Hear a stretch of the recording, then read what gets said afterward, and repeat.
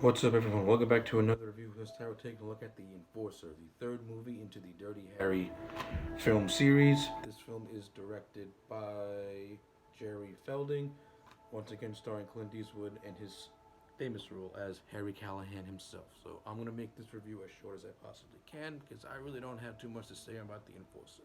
Overall, I think this movie is enjoyable, but when compared to 1 and 2, I find this one to be a little bit boring in a lot of ways. There's some parts of this movie that I find a little bit boring. There's a chase scene that goes on in this movie that feels like it goes on forever, and the musical score behind it is just completely just stupid. It's like a dance recital, and it just came across really unintentionally funny and cheesy to me. Uh, Other parts of this movie, it works, sorta. The story isn't anything spectacular. It's pretty much Harry is trying to take down a counter-terrorist group, but all the while having this rookie partner with him who has no experience on the field, who happens to be a woman named Moore. The stuff with Harry and Moore, I actually like and think is the strongest part of the movie, especially Harry's reluctancy to take on this person as a partner because of her lack of experience. And I think the chemistry between Clint Eastwood and Tane Daly is actually pretty good. It's a pretty good mentor-like relationship these two have, and they grow to like one, and they grow to having mutual respect and liking towards each other throughout the course of the movie. And I like how it doesn't divulge into a romance, which is a good thing. I kind of like this tough love father figure that Harry becomes to the Moore character, and I think they played off really well with one another. And I think that's one of the movie's biggest strong points is the relationship between these two characters. And I like how it has a tragic end with Moore dying in the end, at the end of the movie. And I like how it's a very somber ending as well. When you have a beautiful score playing in the background that really encapsulates the tone of Moore's death and what it had on Harry at the end of the movie, which I thought was really well handled. And to me, best parts of the movie is the stuff with Moore and the ending and the conclusion to Moore's character.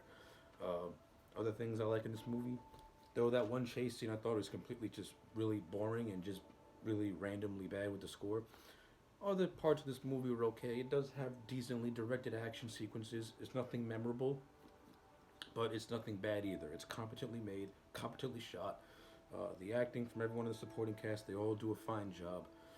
Uh, like I said, story wise, this movie doesn't really have anything. It's not as engaging as the first movie. It's not as interesting with a premise as the second movie.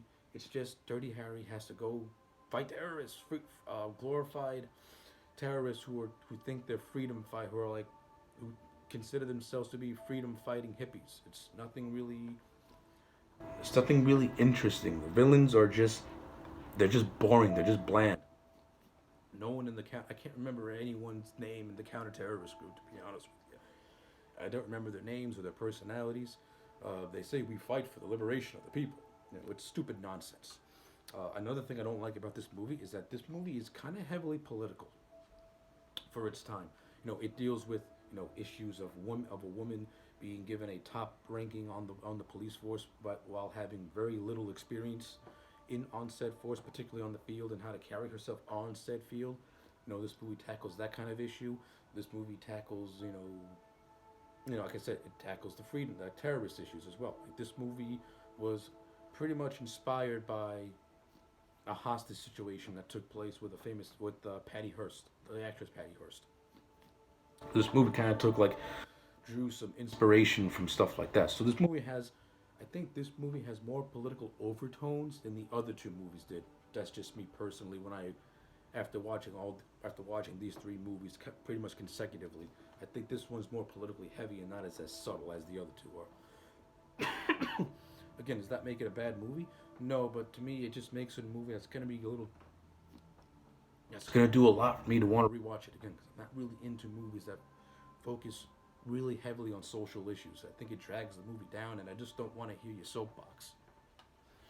And this movie has moments, and this movie does tackle those issues. But I think, like I said, I think the one it tackles the best is the issue is the more is Moore's is Moore's story, because throughout the course of the movie she grows and Harry starts to appreciate and one would say like her as the movie progresses, and it works for me. That works for me. That's really pretty much all I got to say. I really don't have anything else. There's another subplot with a captain named McKay who is constantly at odds with Harry as well.